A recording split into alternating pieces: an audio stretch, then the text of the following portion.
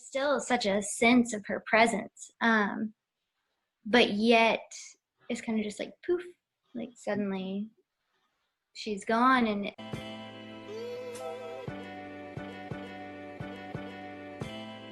Hi, Abby. How's it going? good. How are you? Doing well.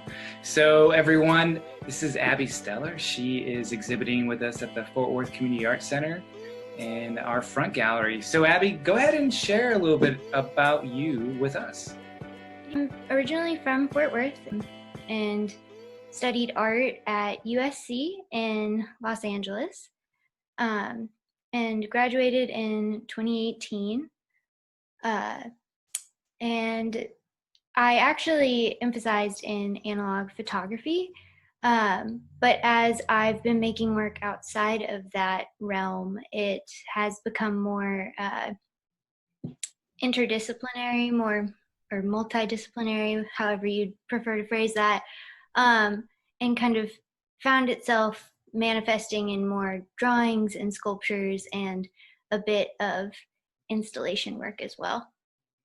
My grandmother passed away at the beginning of 2019, which is what the show has a central focus on. I hope that the viewers take away this sort of sense of tangibility and like a palpableness, but this palpable quality of the grieving process. My grandmother, you would walk in sometimes and you'd see how she would stack boxes and she'd hold on to paper goods and things like that. And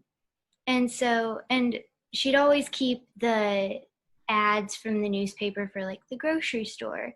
And so those are some of the more subtle details as you look at some of these sculptures. One of my favorite pieces are the sculptures and how these mundane objects become really personal. And they're so disposable, though, as well, and I think that's what's so great about it. Here are these things that we, at least for me, throughout life, you really don't pay attention to. And then once you're forced to kind of reflect, these simple things, these objects become really important. The work beckons you to come closer. And then as you do, you discover something new. And I think that's really something great about work. And so if an artist can capture that moment where you can pull somebody in and then give them another kind of surprise, I think that is really indicative of that artist and how good they are. I'm one of 4, and so I have 2 other sisters, and we've all kind of gotten bits and pieces of her clothing and going through her things, my grandmother's things. And in one of the coats I got, I found in the pocket a tissue. And that was something that my grandmother would always kind of like have around. She'd have it in her purse, she'd have it in her pockets. And so kind of finding that fragment, that reminder of her, something that she had touched, and I could reach my hand in the pocket and hold on to that, and I could feel that same sort of like grip of like, so it's like kind of like this, and then you have that little bit of the tissue kind of folding up in the same shape that you see in You Can Have That When I Die. And so thinking about also like that more fragile sort of material of a tissue, but yet this relation to her and these words and these things that I found in the things that I now have now that she has died. What was the premise of this photo? Because there's no figures in it, and usually with like personal photographs, they are mostly with people in them. And so I thought that was just a really interesting photo in itself. And then to add it to the show, I thought it was really interesting. So there's something about the way those jeans are hung on the clothesline that feels very, they feel very upright and just like alive, like kind of ghostly, just very there, personified, those sorts of words.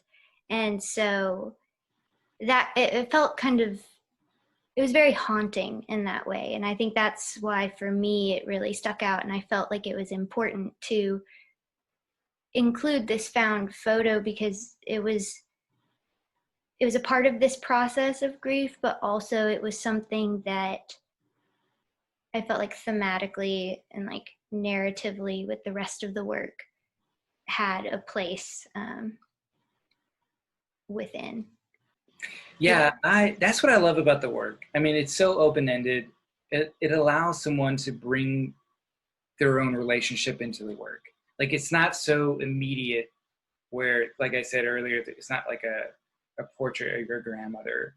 And so not having that allows someone to fill that void with whoever they're thinking of.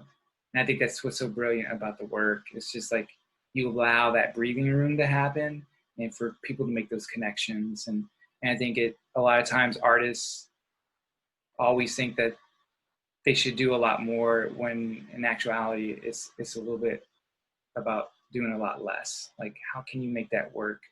You know, and a lot of times it's hard to do. It's hard to kind of relinquish that, like wanting to do more.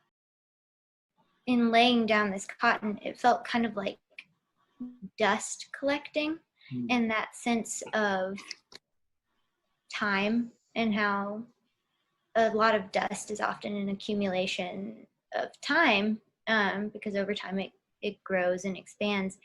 And it was this layering on top of such a fragile frame. And it felt very much like the process I felt I was going through, which was, maybe I felt more akin to The Wire, but the saying goes that time heals all wounds. So thinking about how this became this like layer of padding, but yet it also looked like this a cloud-like structure, which referenced the memory of my grandmother. And so that's where the titling came from, is time blankets the frame. So this layering of the cotton over this framework, and if only you could see is in parentheses, because I think as the time accumulates or the cotton gets thicker, you don't see the framework as much. So it's like maybe you don't see these wounds that people have. There was one thing that really caught my attention, and it was in your statement, and it says, the exhibit navigates ways of coping with disappearances of loved ones and reminders of past experiences. And I thought I really focused on disappearances and how, and I wanted to know what your thought process is on using that word disappearances, because it's, usually when we think about loved ones passing away, there's closure and right, logically. But I think with that word, it really made me think about, I think we've all had loved ones pass away, and it is a disappearance. Like, there is no closure because that person will always stay with you.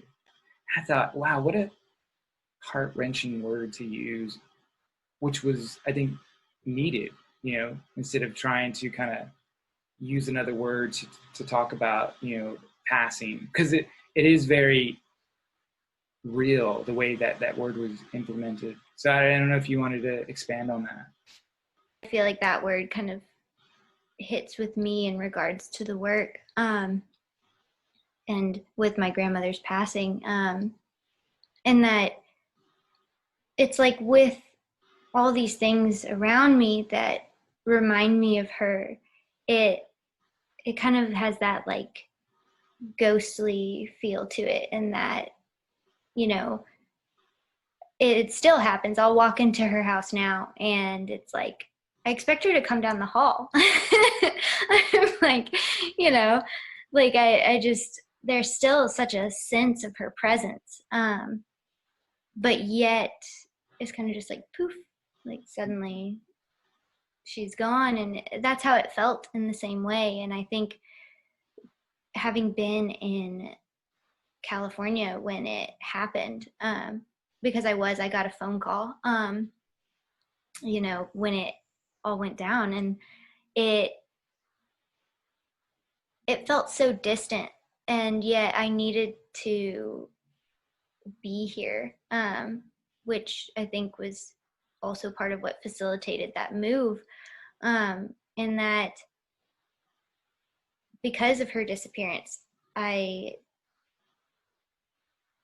it felt less real not being around the like her home and her objects, and yet in the same vein it was like being with it, like you felt that disappearance as well, because they were suddenly these objects and things and memories were inanimate and yet animated with the sense of what once was. Wow. Well, I can't thank you enough for sharing. I feel like we've gained so much insight from just you sharing your own kind of thoughts about the show, and I can't wait to kind of hear what other people will say about it. What's next for you? Like, what does the work continue to explore this, or do you feel like there's something else to go a different avenue to pursue? Yeah, I I think this definitely it's still it's manifesting in different ways. So the memories related to my grandmother specifically, but then my work as a whole tends to revolve in memory or the ephemeral, mixture of the two. And I've been thinking a lot about drawings and markings of time, and then the permanence and impermanence of that. But it's also kind of staying in a sculptural realm too, with memories that relate to my grandmother specifically, but then also maybe considering other family members or my experience with family and that sort of thing. So I don't know if that was a little too ambiguous or if it answered the question or not, but Perfect answer. okay, Answer. great. All right. Well, have a good night. I'll talk to you Thank you. soon. You too. I've enjoyed it. Oh, thank you. Yeah. All right. Bye.